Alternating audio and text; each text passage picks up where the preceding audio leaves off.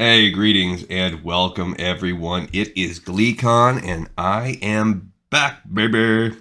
Here for another episode of Lore of Warcraft. On our last one, we finally finished the Stockades adventures that we've been doing. It was a pretty good one. It was a little bit of banger from my side. I enjoyed doing it, seeing our human paladin Erator as he turned in all the quests around the world and did a little interesting quest line, really cool lore heavy, where we had it quite like just explicitly spelled out why the Defias did what they did, and pretty much put a little bow on the Defias storyline while also adding just a little bit of a breadcrumb into the greater story of the corruption and the nobility of Stormwind.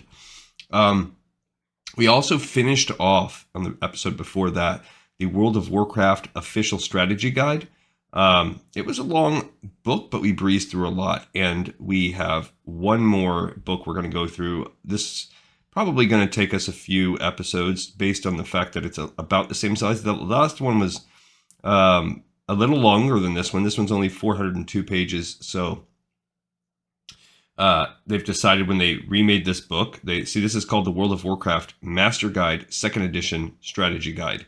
So stay a while and listen as we crack this book open. This is our last strategy guide for now. They may have come out with ones later, and if so, we'll add that to the playlist. But I'm kind of going with these non-canon things, sort of kind of in order of publication. And we have a little bit of a project coming up next. And I have a big arcing series of books, not really lore, not heavy on the lore, but very interesting for us to go through a sort of a journey coming up. And I really thought that was going to be after this book, but I actually missed something. So those of you that are diligently following like the timeline that I've shared on previous episodes, you could kind of see what some of it is, and I can't surprise you. But if you don't want to spoil it for yourself, let's just say we have something that's very rare. There are a few YouTube videos of people talking about it out there, and but to my knowledge, we are going to be doing the first ever full-on read of this content, and whether that's good or bad or worth it, we're going to find out. We're going to go through it together. Starting as soon as we finish this book. I'm still waiting on the materials to arrive, and then I have to scan them in. All right, so this master guide here, let's find out. My guess, let's see what we're looking at here. We've got, I don't know when the publication date is. We'll find that out in a minute. Michael Loomis, I don't know. Okay, we've got a dark portal pictured here. That could be meaning that this is, my guess is this came out, it's a Brady Games guide. You could buy it for $3 from this company. That might just be the company that makes the sticker. So somebody bought this used somewhere and then scanned it, which is pretty cool. We have it says this is an updated and revised strategy guide after 12 patches. So this is like right when Burning Crusade is coming out. This has got to be right when it's about to come out. But maybe before it came out, I'm not sure. They said a lot of the info has become outdated. That's for sure, especially if you look at PvP and raids and stuff like that. They said they also wanted to make the book more manageable, easier to navigate. It does have the 2 first day chapters, so let's find out. And they added 1,500 different quests. Jeez Louise, that's cool. So yeah, this might be a go-to guide for us. So let's just kind of find out. It looks like they have an introductory chapter. We'll at least get through that today. Your first day, so that's the starting regions. Learning about the world, so that's more of a general beyond the basics. Okay, so then you're getting a little bit more in depth. You have the actual class chapter. You have dungeons and raids. They didn't cover dungeons in the last strategy guide, so that's neat. You have a PvP chapter, a crafting chapter, then a whole chapter that lists quests, 50 straight pages of that. Then you have condensed into one chapter the equipment and item tables. As you get a bestiary at the end, so that's cool. And then again, the pet store at the end. So we're going to have to zoom in a little bit because, whoopsie. So this we will go through kind of, I guess, actually, let's push it like this. Yeah, that's how we did it before. Helps us see it a little bit better. All right, so, man, I really got to zoom in because of the tininess of the words. But this is a glossary. My guess is, I mean, I'll scan through, but my guess is that there's not going to be a ton of new words. I mean, sure, this is, I guess, probably 2 years later. They might have updated Crash to Desktop. I don't remember if that was on there. Creep. Yeah, they're still calling them creeps. Critters is on there. Customer service representative, in case you didn't know what that meant. Free for all is a type of loot, so to gank, I guess maybe that's a newer thing. I don't know. GIMP, that was there before. Griefing, GUI, that's more of a gamer term in general. IC in character. Okay, I think I've seen that before. JK, uh-oh. Now you can really tell you're getting into the mid-aughts here because JK is now a thing. Let's see, leeching.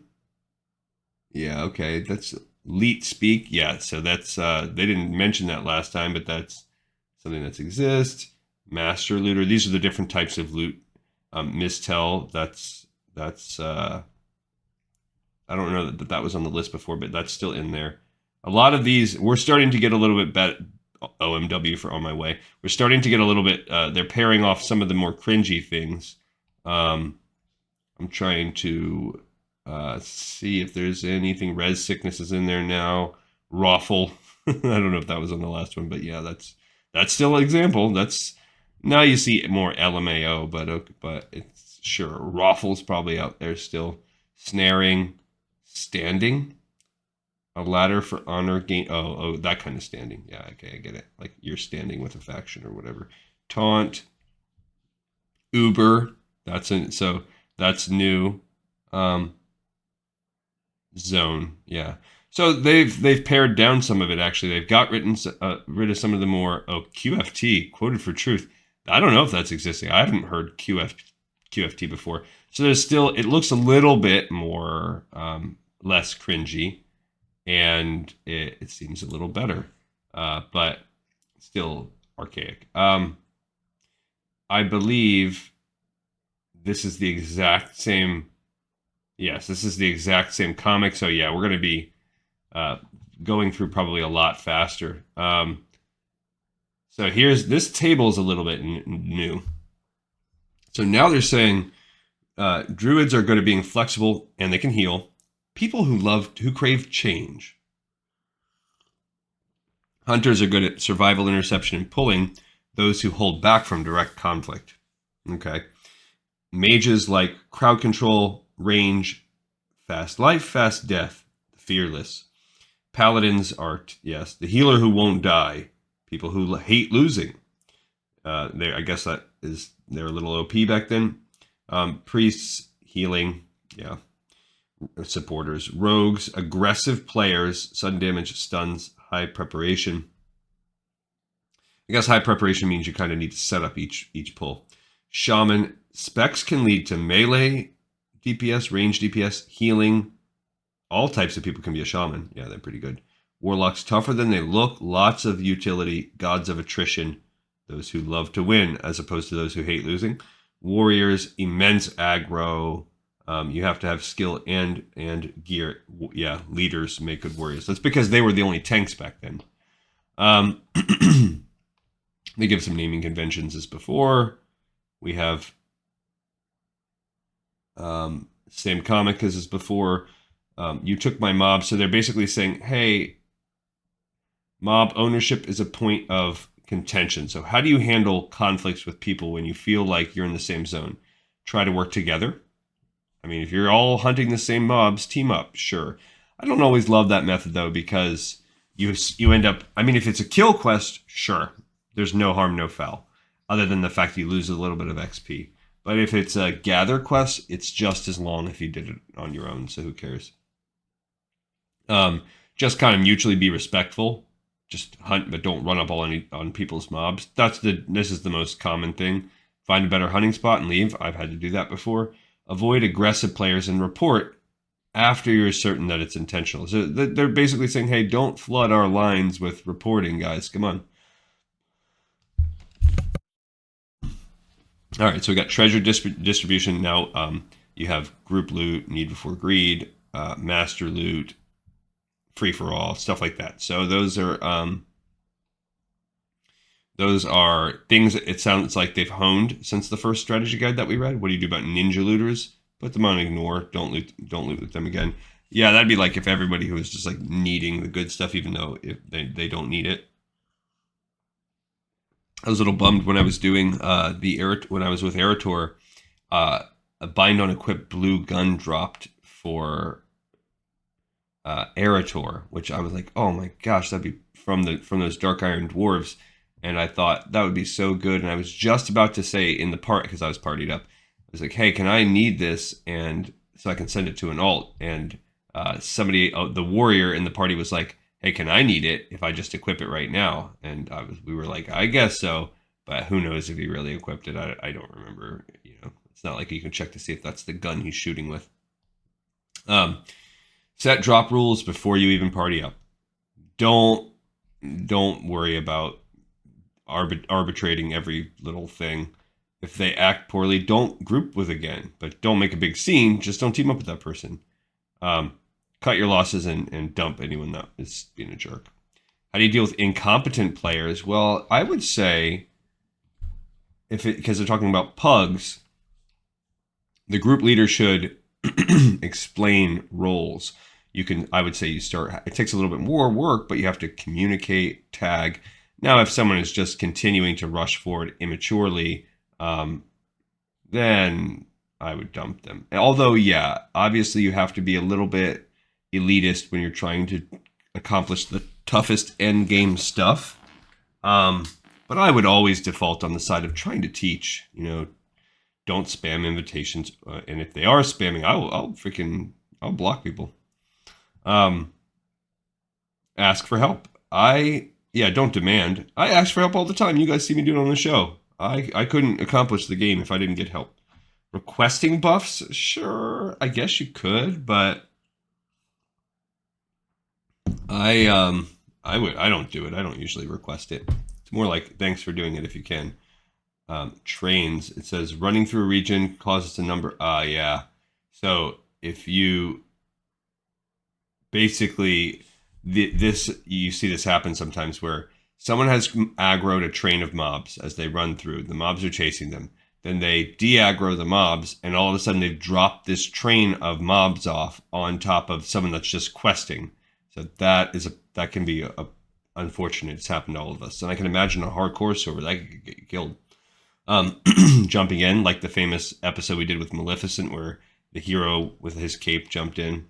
Stay in a group. Grab your resources as you play. So this is really just the generals of how to play. When you're back in town, how can you find where everything is? Battlefields of PvP. When could you attack? What is ganking? Corpse camping.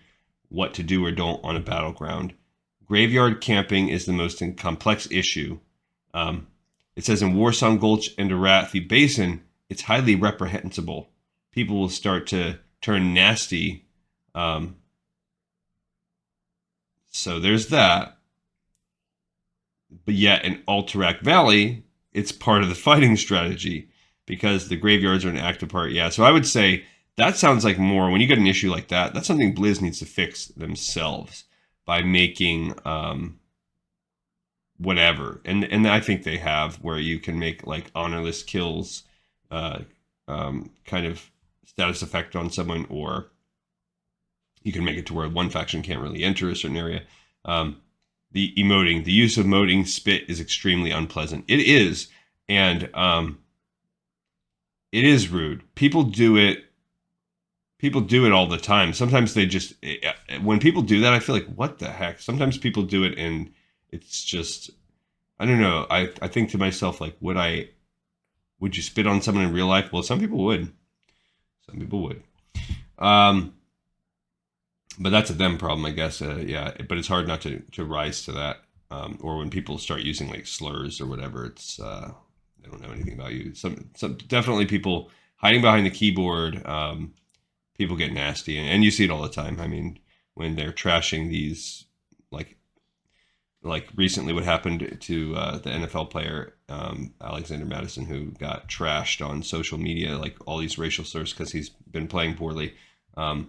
And for whatever reason, it's team sports are a complicated issue. So to point one person after 2 games and not, there's a lot of fingers that could probably be pointed for the lack of success for one facet of a team sport.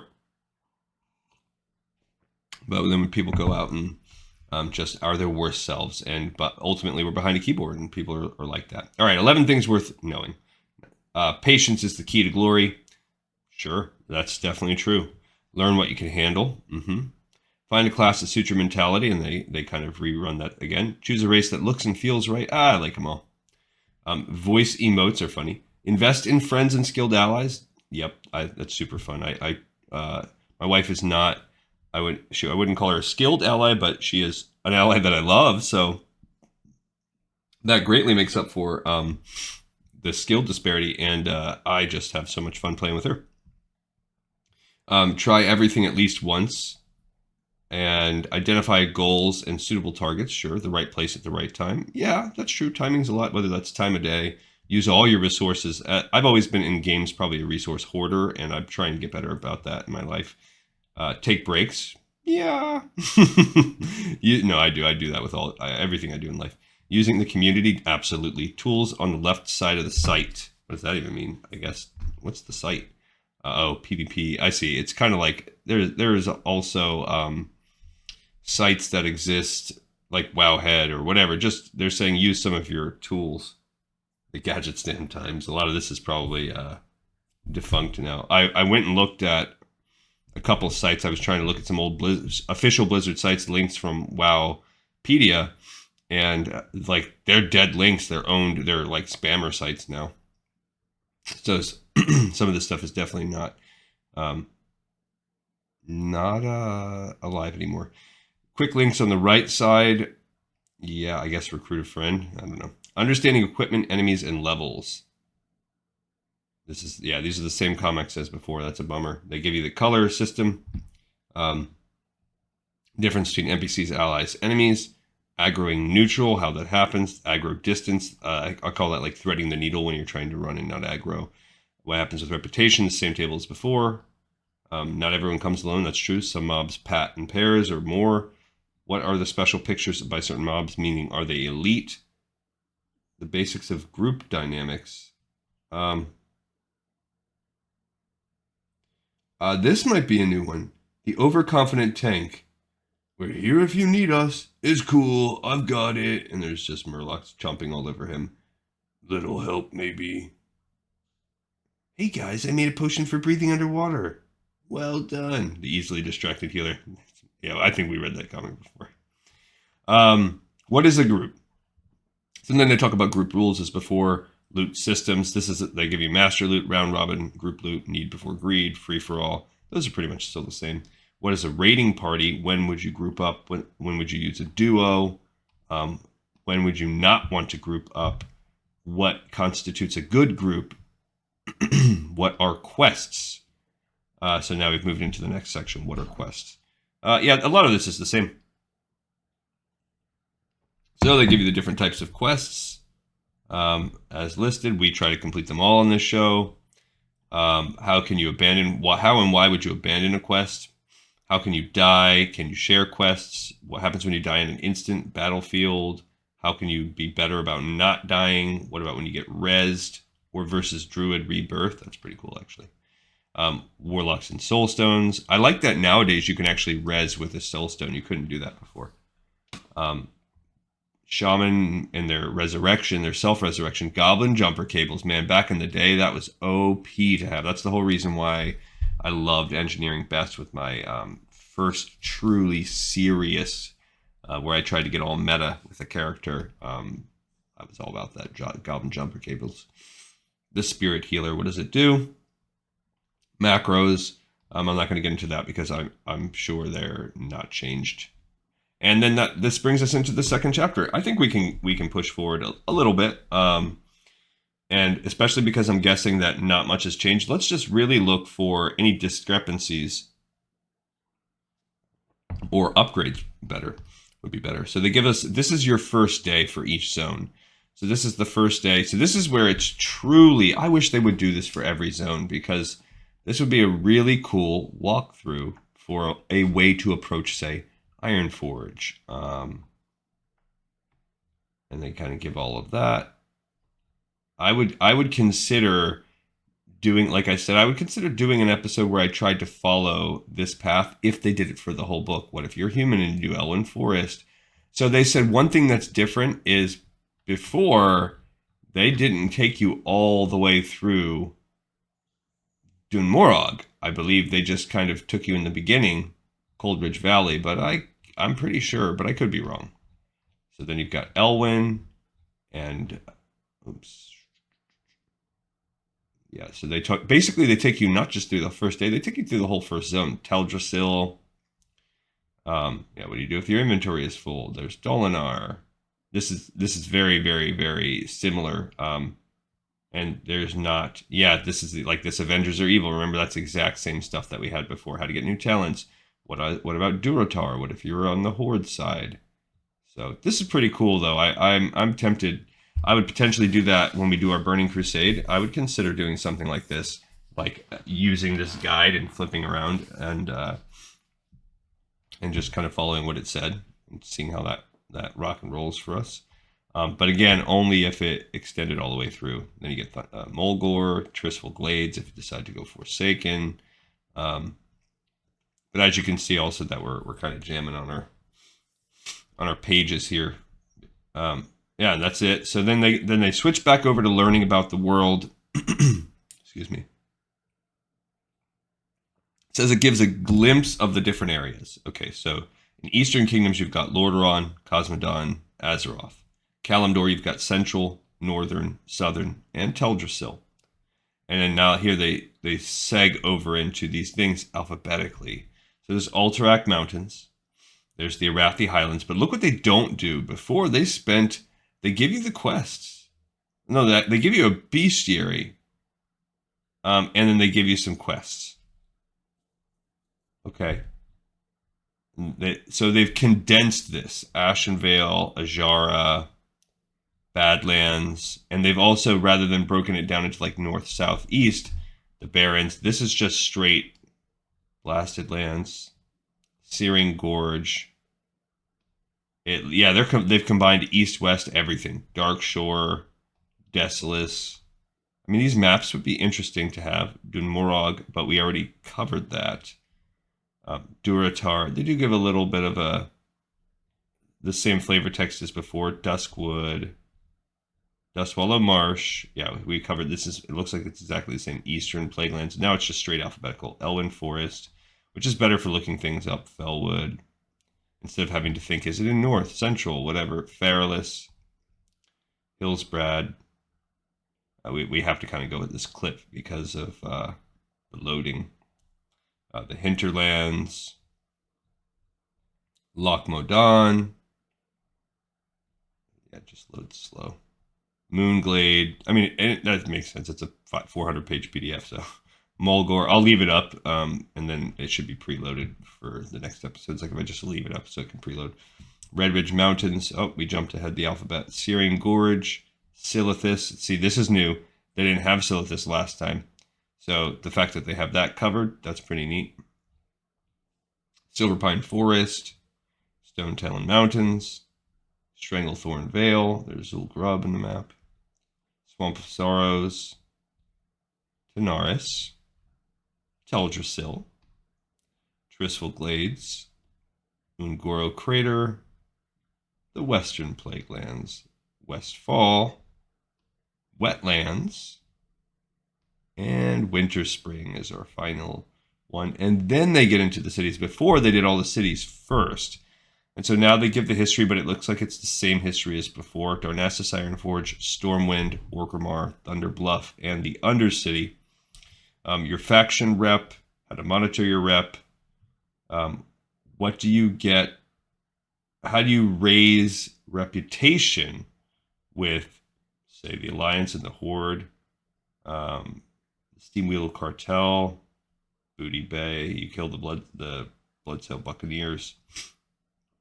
Repeatable quests is how you do it. It looks like, and then they give a list of the others. For instance, the Winter Saber Trainers, Timbermaw Hold, Dorian Brotherhood, Darkmoon Fair, yada yada yada. Stormpike Guard. Oh, so if you get within Stormpike Guard, I don't know what that is, but this is what you get for friendly, honored, and revered. I don't know where you find Stormpike Guard at. It's a PvP faction. Gotcha. That's if you're doing PvP. So this is what you get for being. You get the PvP gear in the Frostwolf clan, the League of Arathor, the Defilers. Yeah, this is if you're doing a lot of PvP. This is your. So this is new too. This didn't exist before. What you get for the rep. I can remember back in the day. This is the whole reason I did PvP, because I wanted to get. I would use the XP Eliminator and then farm my butt off on these Silverwing Sentinels, Warsong Outriders, because you get some pretty good stuff. Some pretty good gear, things you couldn't get otherwhere. And then they give you, what about if you raise your rep with the Argent Dawn? What can you get? The Cenarian Circle, the Thorian Brotherhood, Timbermaw Hold. You can get this Defender of Timbermaw Horn. I had that back in the day. Zandalar Tribe, and then now they get into talking about the races. So this is really, I don't know, I guess a rep chapter. So they give so this is before Burning Crusade, because we're obviously not covering any of the Burning Crusade. So then this is the same thing that we had before. This gives us the dwarves starting stats. This is all their racial powers, role-playing tips. So it's the same.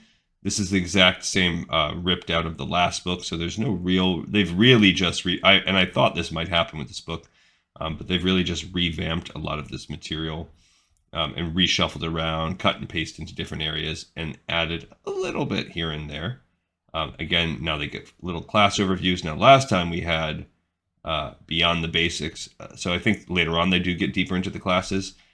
So how to solo monsters. Yep. What makes an equivalent mob? The same table. We learned about that last time. About the 20% difference. Understanding attributes. Yep. This is the, how do I raise my attributes? Yeah, with gear, buffs. How to spec. How to use your talent points. How to make your equipment.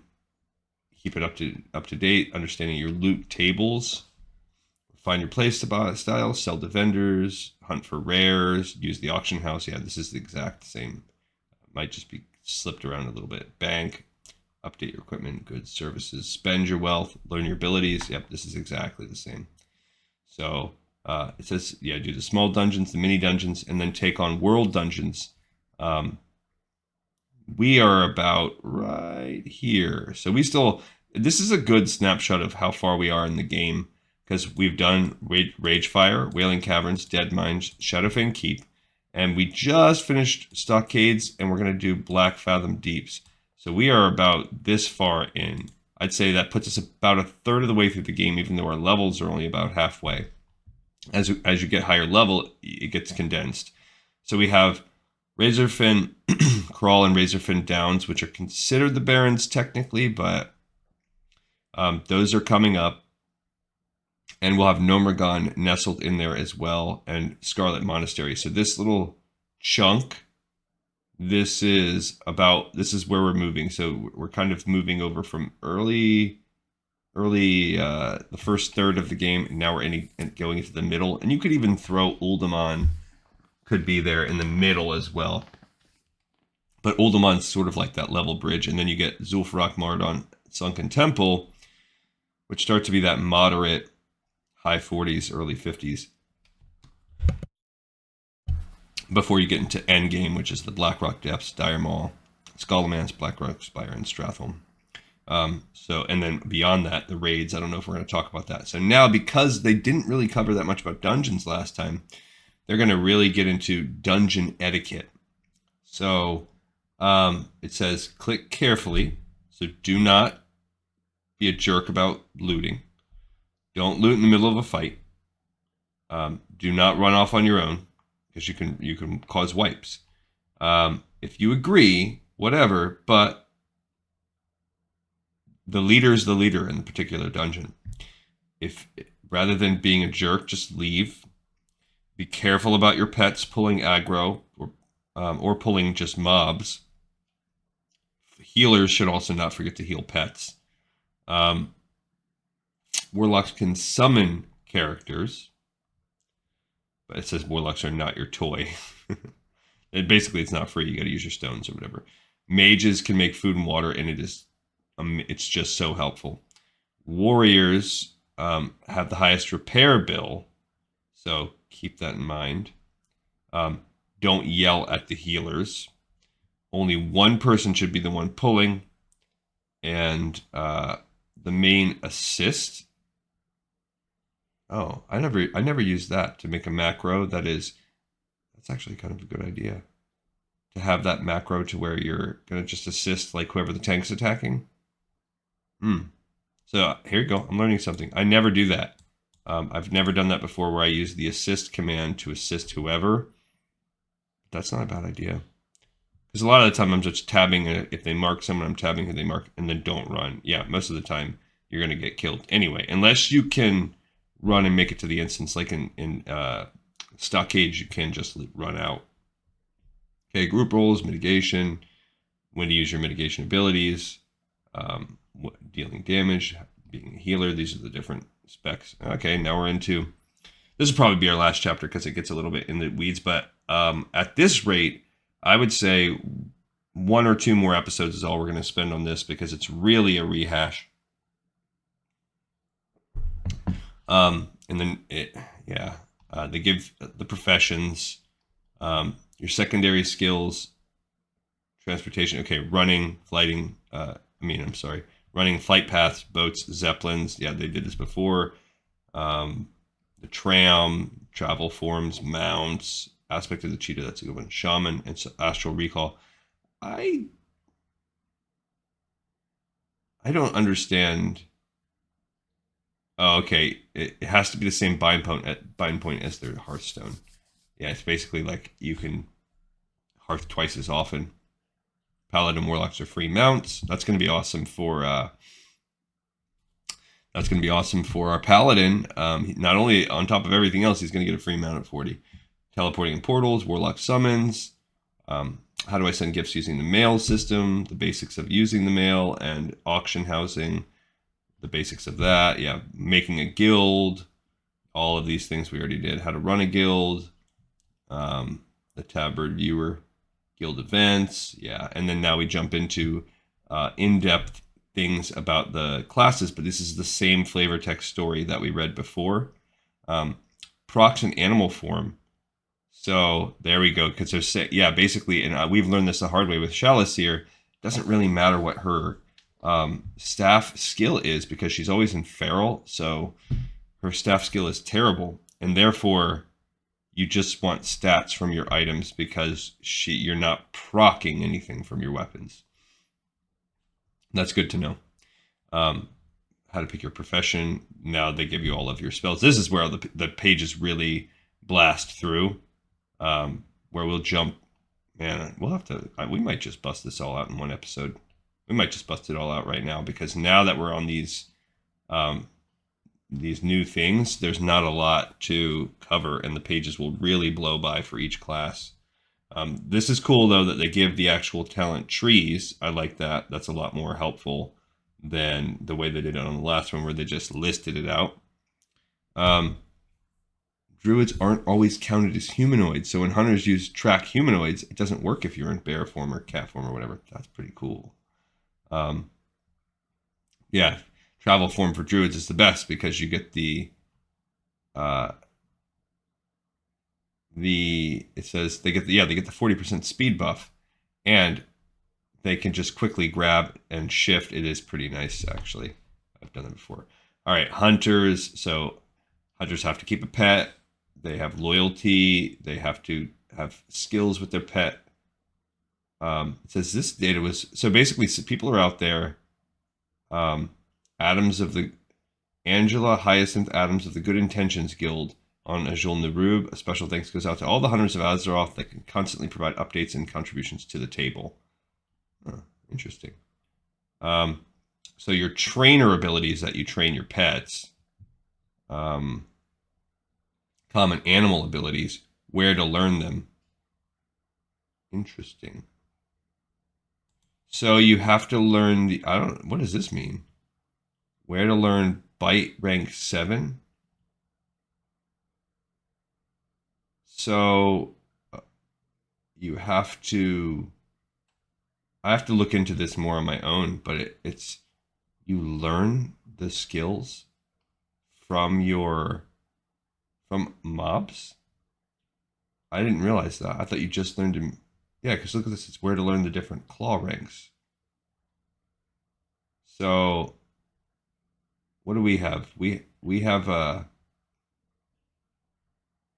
interesting.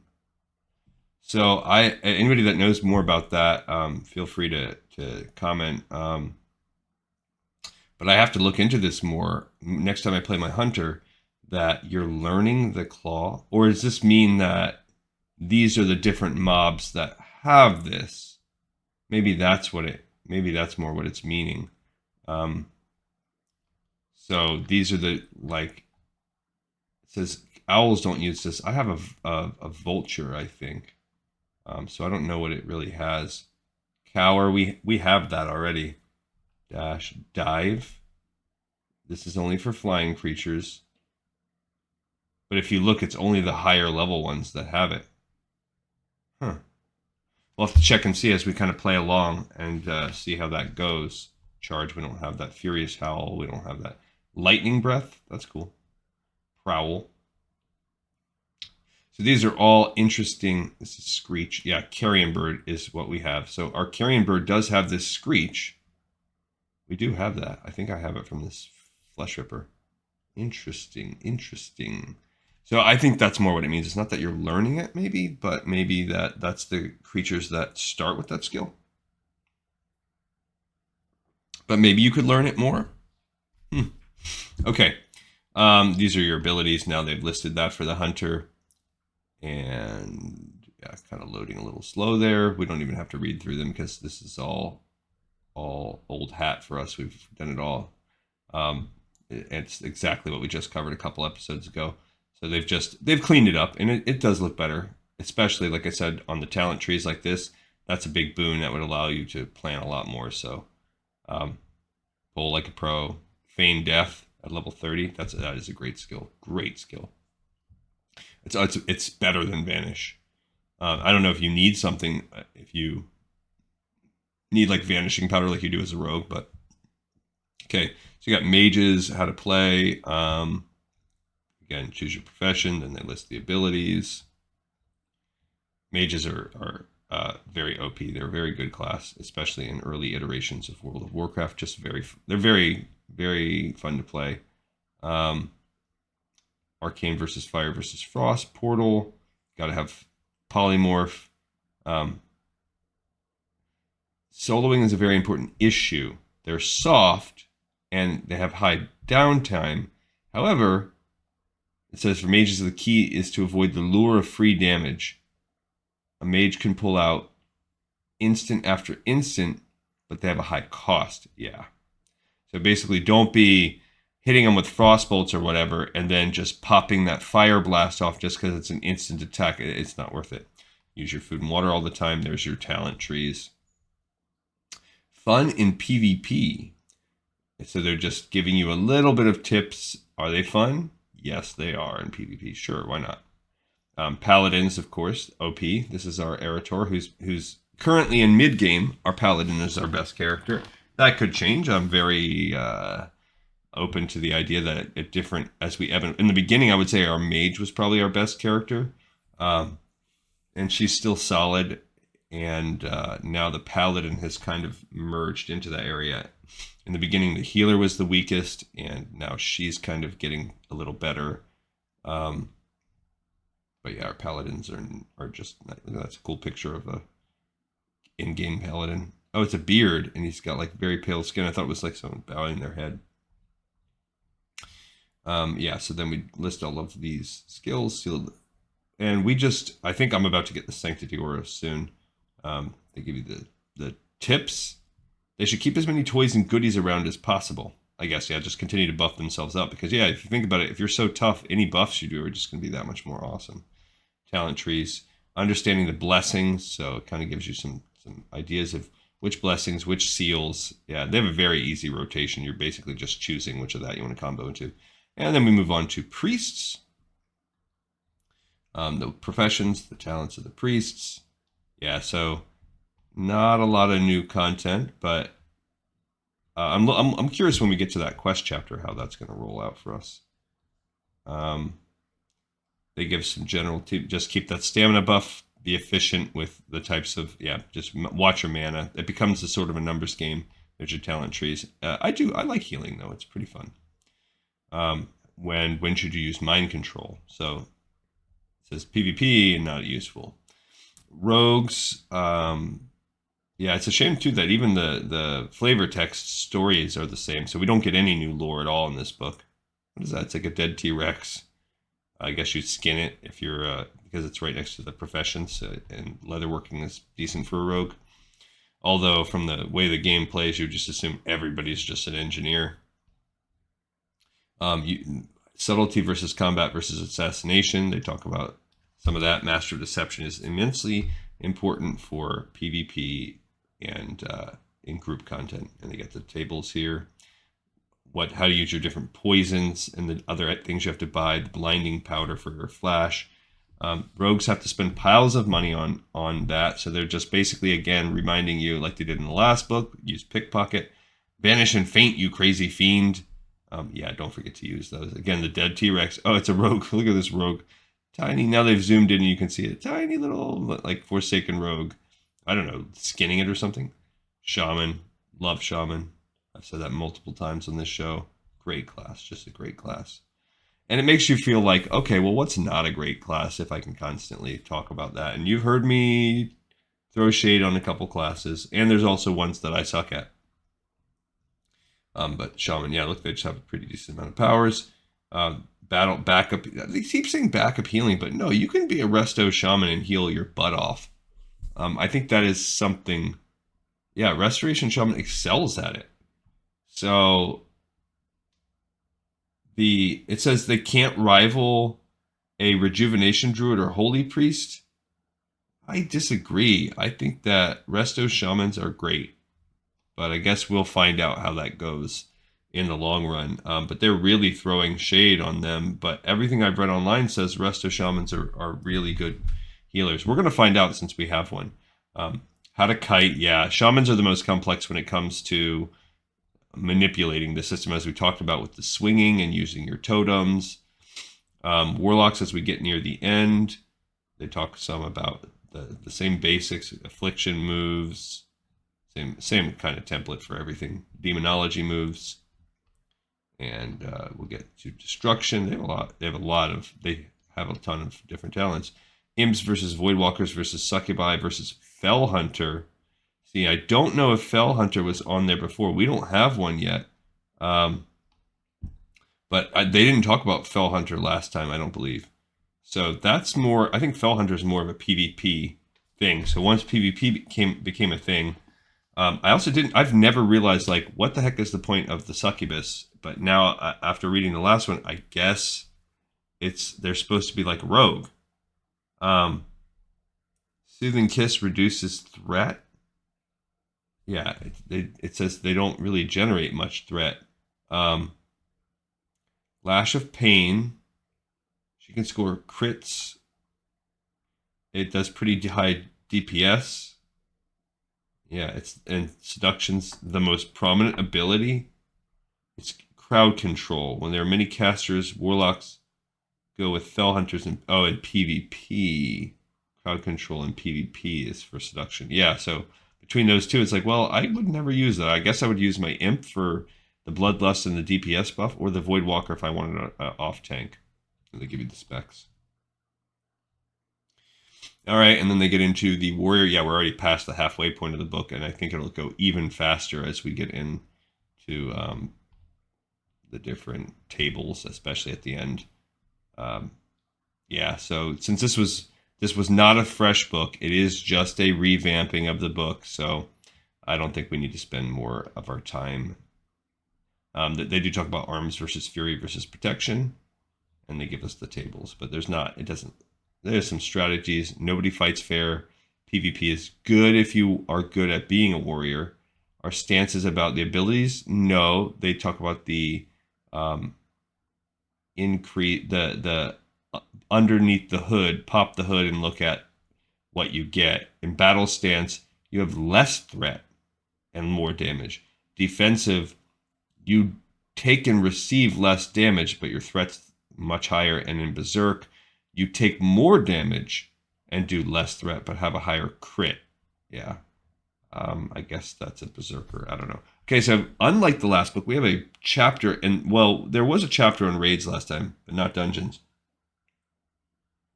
So this is a new chapter where they are basically giving you the roles. Okay, so in Dungeons or Raids, you're going to need a tank, potentially an off tank, definitely in raids, healers, crowd control. That could be filled by anyone, but you need some people that can do it. Mages, rogues, hunters, priests, and warlocks. So mages can poly, rogues can sap, hunters and warlocks can CC with their pet. Priest, I'm not sure what they're considering the priest's crowd control. Maybe, where does it? I mean, maybe you could say their fear, their mind control. Those are the spells, I guess. Where does it talk about that? Let's look at the CC. Oh, okay. Priests have 3 forms: Psychic Scream, yep. Shackle Undead, that's the one I'm forgetting because it can only work on undead, and then Mind Control. But sure, if you're fighting undead dungeons, which you do a lot at the end of the game, then... So they go through what you can do, but you should know your spell list. Who can res, those 4 classes. How to recover from a wipe, of course the resers, and the Goblin Jumper cables. Here's a list of the full dungeons again. And then they kind of give a little recap of each dungeon, but they don't give lore. So they talk about Ragefire Chasm, which we've done, Wailing Caverns, the Dead Mines, Shadowfang Keep. We're about to run Black Fathom Deeps, which is technically right on par with the Stockade. We've done Stockade, but we're going to do Black Fathom Deeps next. And next, I guess, would be Razorfen Crawl, and then Nomergon, Razorfen Downs. But Scarlet Monastery is broken into different parts. The Scarlet Key is required to enter the cathedral or armory. Then there's Uldaman, Zul'Farrak, Sunken Temple, Moradon, Blackrock Depths, Dire Maul, Stratholme, Scalabance, Lower Blackrock Spire, and then they get into the raids. So same things. The only thing that they get a little bit more is a debuff removal specialist. So some healers should focus on that. Damage mitigation, which are like buffers, burst DPS versus sustained DPS versus AoE DPS, resers, and total wipe recoverers. The wipe recoverers, I would say, yeah, warlocks for the soulstone, and the self-resing shaman. Yes, that's a lot. Well, yeah, it's a lot more complicated to run raids really efficiently, not like pug raids. And again, they get into the class roles and everything that you can do in that. But this is all, I mean, this is good information, but it is not lore focused at all. So it's kind of outside of the purview of this particular show. Indoor versus outdoor raids. You participate in outdoor raids, say, if you're trying to get an achievement or farming. Now they give you the raids: Upper Blackrock Spire, Zul Grub, Molten Core, Onyxia's Lair, Blackwing Lair, Ruins of Encourage, Temple of Encourage, Nax. And then outdoor, you have the Dragons of Nightmare. We're going to do all of these on camera. And then Dragons of Nightmare are Isandra, Terrar, Lathon. I've never fought these ever in my life. I was never... they have dephased them where they don't really exist anymore, which is a shame. Emeris, Azure Ghosts, Lord Kazakh. Yeah, I've never fought them. So that's one of the things I'm most excited when we get to the end game, for me to get to do some of that on camera. Would be cool. All right, now they give a big PvP chapter, so they talk about honor. This is where my attention would start to wander. I don't. Can I make rank 14? It says, probably no. It's never about skill. So it says some make it and stink, and others are as good as you might expect. They're entirely about having the right group to play with all the time, investing a massive amount of gameplay into PvP every week for months or more, and constantly winning. Pugs will not make it. So if you have a job or a social life that makes you not be around during PvP hours, you're not going to be able to do it. So basically they're saying, if you have a life, you can't make the top rank of PvP. You need yourself and a team. So basically professional gamers. That's it. A professional group of people that have devoted themselves. Nowadays that exists. Back in the day, that might not exist, but now there's no chance. You're never going to do anything that's not part of that. Other than people that like are part of a literal team. They're the only people that are going to get it. And I guess if there's no real perks that go with it, who cares? Rating decay. Yeah, this stuff is twinking. I used to love to do that. Text spamming, spitting. Yeah, so just saying some of the crap. There's so much of this nastiness, the spitting, emotes, text spamming, camping, all that crap that I just hate. There's just part of PvP that brings out the worst in people. And it can be super fun. And the adrenaline rush is the best that you'll ever get in the game. But it brings out the worst side of gaming. I'm sorry, it does. It does. Same thing if you play other games like COD or other stuff. There's definitely some fun, unparalleled adrenaline, which gives you a rush, and that is one of the best moments in gaming. You can get it from other types of things too, but PvP is one of the most surefire, dependable way to mainline that gaming adrenaline.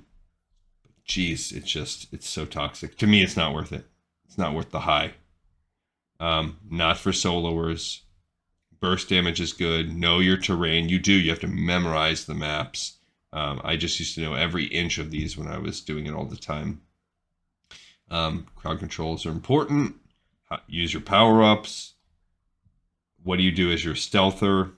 I like this. I love being a rogue in PvP. That's probably why I fell in love with the class. It's a big part of it.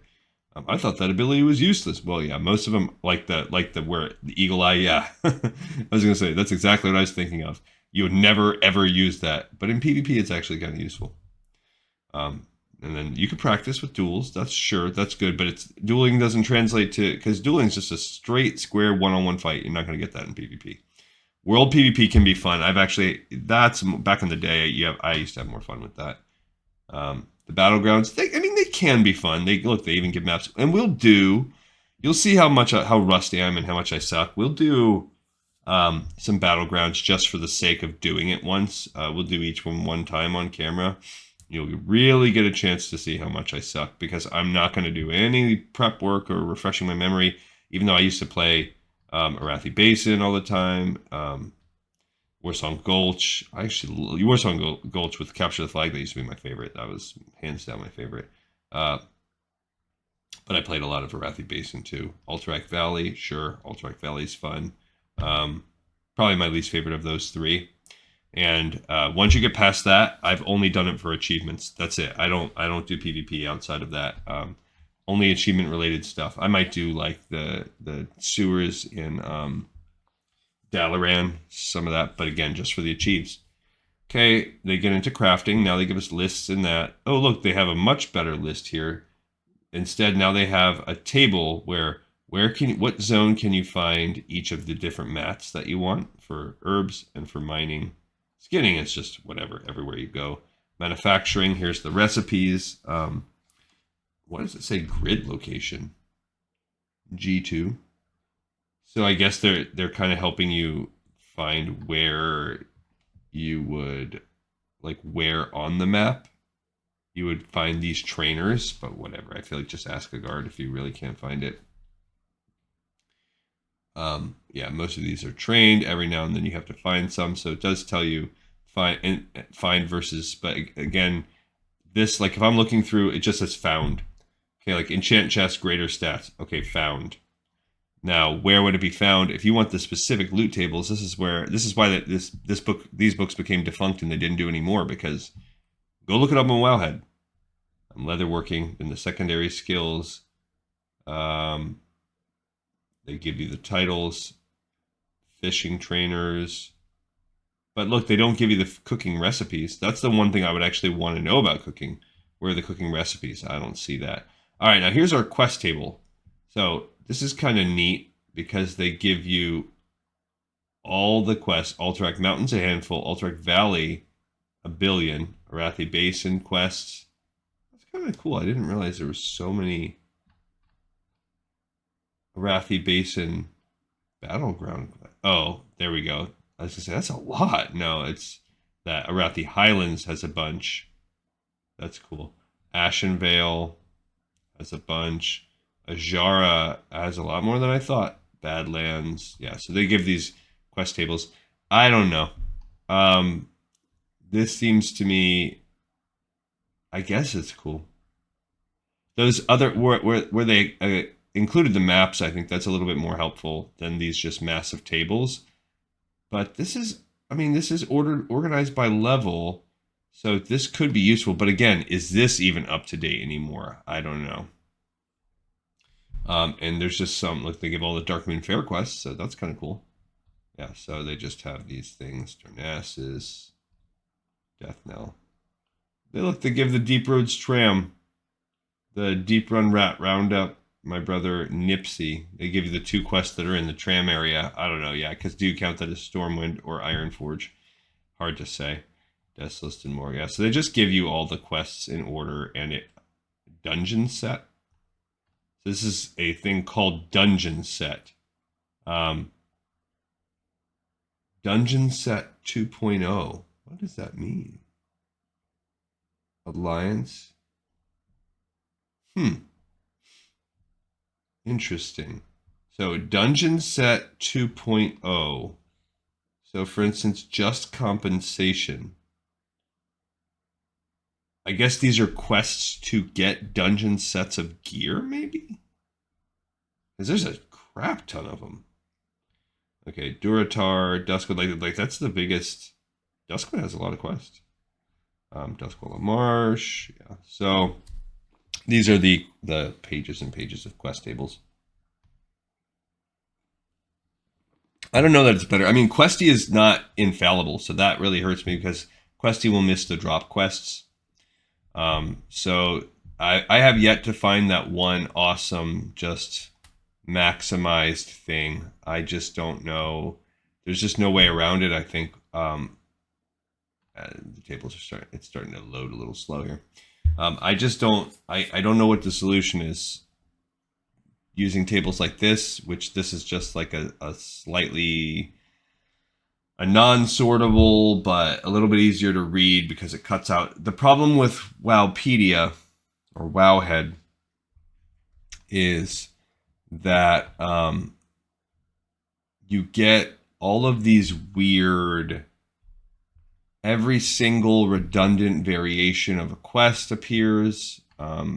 So yeah, these are, we're going real slow in the loading here. So yeah, every single variation of a quest appears, so that makes it a pain. You get there we go. Now we've sped back up. You also have weird like seasonal quests and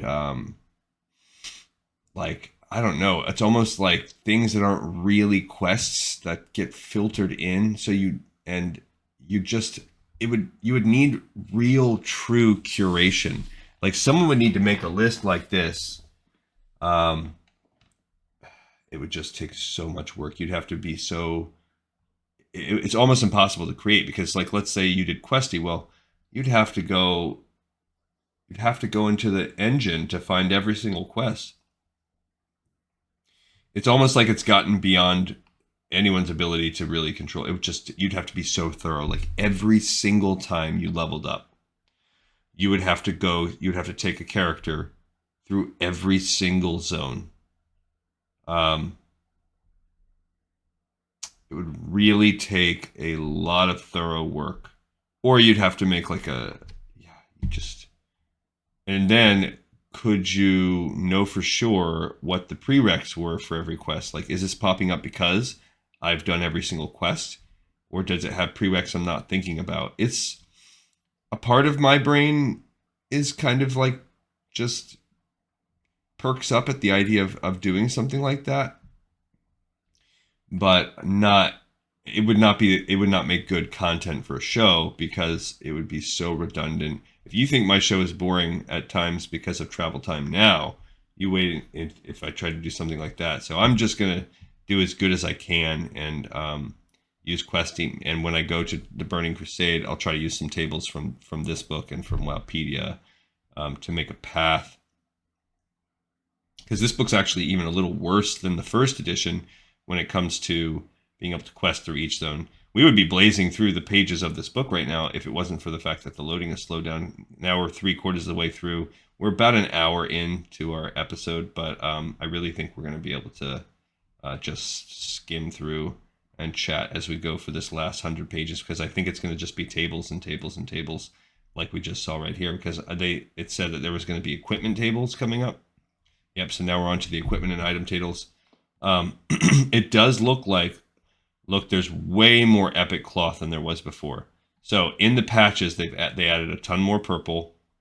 Tons. Look, there's 2 tables. Epic feet. Yeah, way more. So in the 12 patches, one of the main things they did was increase these epics. Epic hands. Epic head. There's a whole table and a half of it. There's tons. Almost a whole page. Epic cloth legs. Epic cloth shoulders. Yeah, tons more. And I wonder how much of, yeah, see, they're found Zandalar gear. This must be from the Zandalar faction, which is raid based. Warlords, that's PvP. So as they added the raids and the PvP, now the epic stuff is going through the roof. Epic cloth waists. So that's a big thing. These tables are going to now take up a huge. The book is shorter, and yet you have so many more tables. So they must have pared down so much of the content. Now we're on to epic cloth wrist. Now leather. So this looks like it's going across the board that we've just got all these pages. Yeah. So we've already just now, since I said there's going to be a lot of tables, we've already gone through 20 more pages of tables. So this is why I thought like we're gonna. Yeah, I'm just skimming through as it's loading. We're at epic leather legs, epic leather shoulders. Now I'm going faster than the pages can load. And I don't think that like it loads faster or whatever if I went to another mode. Epic leather wrists. Now we're on to mail. Tons of epic there because the shaman and the hunters wear that mail, so they have to stay. To keep tons of content for that. Epic mail hands. I've got some epic mail hands. Epic mail head armor. Epic mail leg. Epic mail shoulders. Yeah, so I do look forward to our characters because we're in the current patch in classic. You're at the end, so Nax and everything exists. Epic mail waist, you can all of this you have access to. Epic mail wrist, and we certainly will when we do the Burning Crusade classic. Epic plate, epic plate feet, epic plate hands, epic plate head. I probably missed epic plate chest somewhere in there. Epic plate legs, and so that means we're coming to the end of armor here soon. Epic plate shoulders, and yeah, so this is just if you were interested in seeing someone scroll through pages for 5 to 10 minutes, turn into Lore of Warcraft, the most riveting show on the internet. Epic shields, epic cloaks. There's a lot of those. There already were a lot last time, but there's more. Epic one-handed axes. There's not a ton. Not a ton. I don't know why some of these are like dark purple versus light purple. Bind on pickup, bind on acquire. What the heck is the difference? What's the difference between bind on pickup and bind on acquire? Maybe that means equip. I don't know. Epic two-hander axes, epic bows. Any more? Before there was like 2. Now let's see. Maticure sting.